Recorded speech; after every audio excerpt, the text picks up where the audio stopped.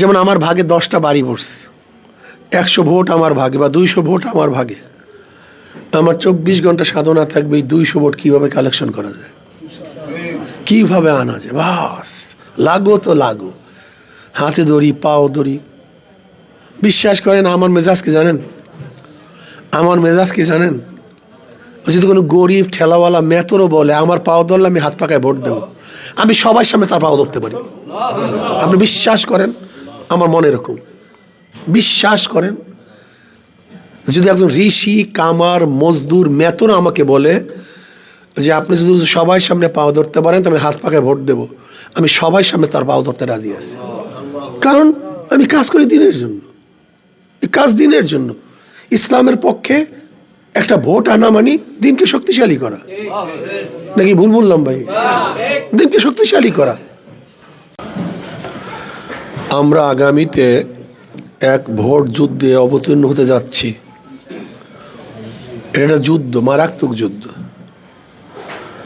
আগেকার জমানায় তলোয়ারের যুদ্ধ ছিল, এখন হলো ভোট যুদ্ধ। মাঠের মধ্যে আপনার প্রতিপক্ষ নামবে, তারা হাজারো চেষ্টা করবে তাদের অনুকূলে পরিবেশ সৃষ্টি করার জন্য, তারা যেন ভোট বেশি পায় সে ব্যবস্থা তারা করার চেষ্টা করবে। আপনাদেরকেও চেষ্টা করতে হবে। তবে অবশ্যই মনে রাখবেন, একদল ত্যাগী কর্মী ব্যতীত কোনোদিন যুদ্ধে বিজয় অর্জন করা যায় না। ছোট্ট এক সুশৃঙ্খল কাফেলা বহুত বড় বাহিনীর বিরুদ্ধে বিজয় অর্জন করতে পারে, আর বিশৃঙ্খল বড় একটা কাফেলাও ছোট্ট একটা কাফেলার সাথে বিজয় অর্জন করতে পারে না।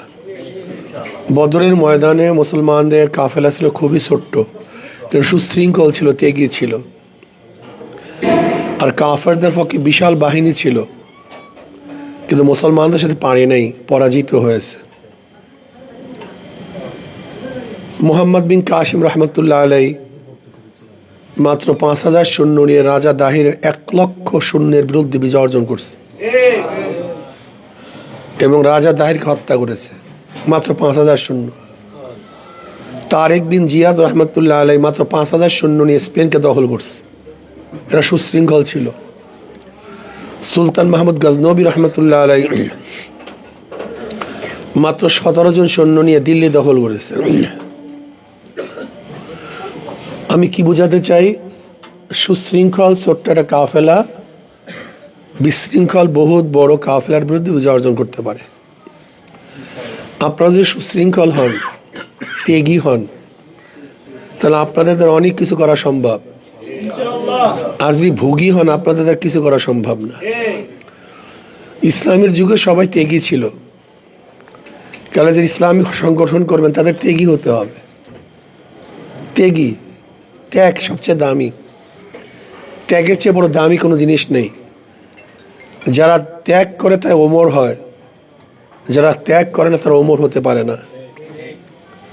আমি বিশ্বাস করি ইসলামী আন্দোলনের প্রত্যেকটা নেতাকর্মী ত্যাগী হবে,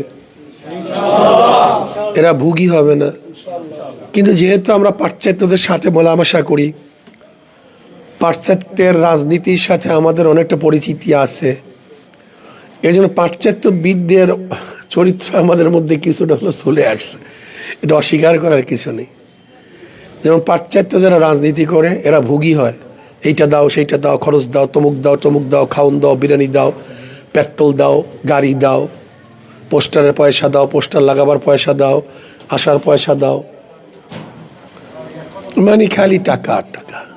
ইনভেস্ট করে, এখন ইনভেস্ট করবে 100 কোটি, কামাই করবে 1000 কোটি। কিন্তু জান্নাতুল ইসলাম সাহেব, আপনাদের ধারণা কি যদি এমপি হন, আল্লাহ কবুল করেন, তাহলে কি তিনি এখান থেকে চুরি করবেন? তিনি ইনভেস্ট করবেন কেন? কারণটা কি? কেন কেন ইনভেস্ট করবেন আমাকে বলেন তো? এই কাজ তো আমাদের সবার, এই কাজ আমাদের সবার কাজ, এটা ওনার ব্যক্তিগত কাজ না, কাজ সবার। তবে হ্যাঁ, সাধ্য অনুযায়ী আমরা ব্যয় করবো, সাধ্য অনুযায়ী। জান্নাত সাহেব তার সাধ্য অনুযায়ী ব্যয় করবে, আমি গরিব মানুষ, আমি আমার সাধ্য অনুযায়ী, আমি রিক্সাওয়ালা আমি আমার সাধ্য অনুযায়ী, আমি আমার ঠেলাওয়ালা, আমি আমার সাধ্য অনুযায়ী, কিন্তু সাধ্য অনুযায়ী খরচ করতে হবে। ওয়াইদুল্লাহুম মাস্তাতাতু মিন কুওয়া ওয়া মিন রিবাতিল খাইল তুরহিবুনা আদুওয়াল্লাহি ওয়া আদুওয়াকুম। সাধ্য অনুযায়ী, নাকি ভাই? সাধ্য অনুযায়ী, মাস্তাতাতু মিন কুওয়া, আমার শক্তি অনুযায়ী, আমার সাধ্য অনুযায়ী আমাকে কাজ করতে হবে। বুঝাতে পারিনি? সাধ্য অনুযায়ী। আমি গরিব মানুষ, আমি গরিব হলো তো ভুকা না, আমি গরিব হলো চা পান করি, ব্যাপারটা এরকম না। আমি গরিব হলো পান খাই না, এরকম না। আমি গরিব হলো নাস্তা করি না, এরকম না। আমি গরিব হলো আমার স্ত্রী পরিবারের জন্য খরচ করি না, ব্যাপারটা এরকম না। একটা অংশ দিনের পথে খরচ করে, সমস্যা কি? আমি ডেলি এত কাপ চা খাই, আজকে 1 কাপ কম খাইলাম, 2 কাপ কম চা না খাইলি বা কি হবে? এ সহজ ব্যাপার, কিন্তু মনের দরকার।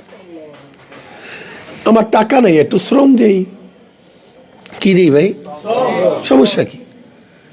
আমি আজকে 8 ঘন্টা কাজ করছি, আমি 4 ঘন্টা দিনের কাজ করি, 8 ঘন্টায় পয়সা পাইছি, আর 4 ঘন্টা সওয়াব পাবো।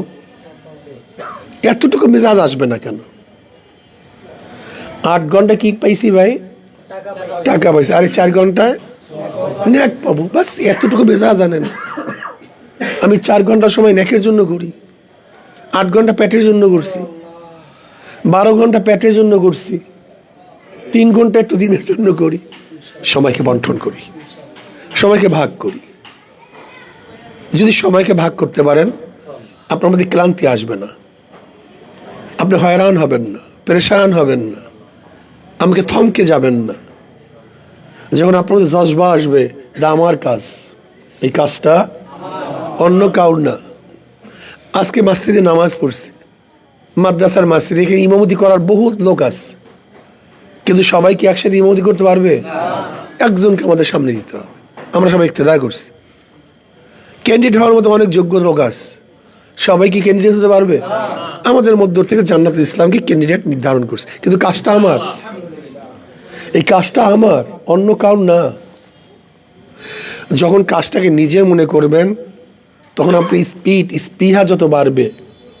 যদি অন্যের কেউ মনে করেন, বাড়বে না ভাই।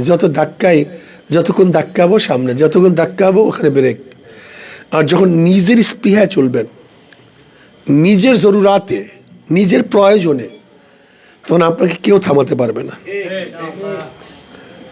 এর জন্য এই কর্মী এখানে যারা আছেন, আমরা দৃঢ় প্রত্যয় গ্রহণ করি যে না, ইনশাল্লাহ বিজয় ছিনিয়ে আগার পর্যন্ত, বিজয় ছিনিয়ে আনার আগ পর্যন্ত থামবো না, স্তব্ধ হব না, আমরা রুখে যাব না। ইনশাল্লাহ জোর কদমে আমাদের পা সামনে অগ্রসর হবে ইনশাল্লাহ। এটা ভাব নিয়ে আসেন মিয়া, যুদ্ধ তো। ও জাহিদু ফিল্লাহি হাক্কা জিহাদি, যুদ্ধ করো যুদ্ধ করার মতো, সাধনা করো সাধনা করার মতো, চেষ্টা করো চেষ্টা করার মতো। ও জাহিদু ফিল্লাহি হাক্কা জিহাদি, সাধনা করার মতো চেষ্টা করতে থাকো, করার মতো করো। আসাই মিন্নি ওয়াল ইতমামু মিনাল্লাহ, আমাদের থেকে চেষ্টা পূর্ণতা ঘটাবেন কে?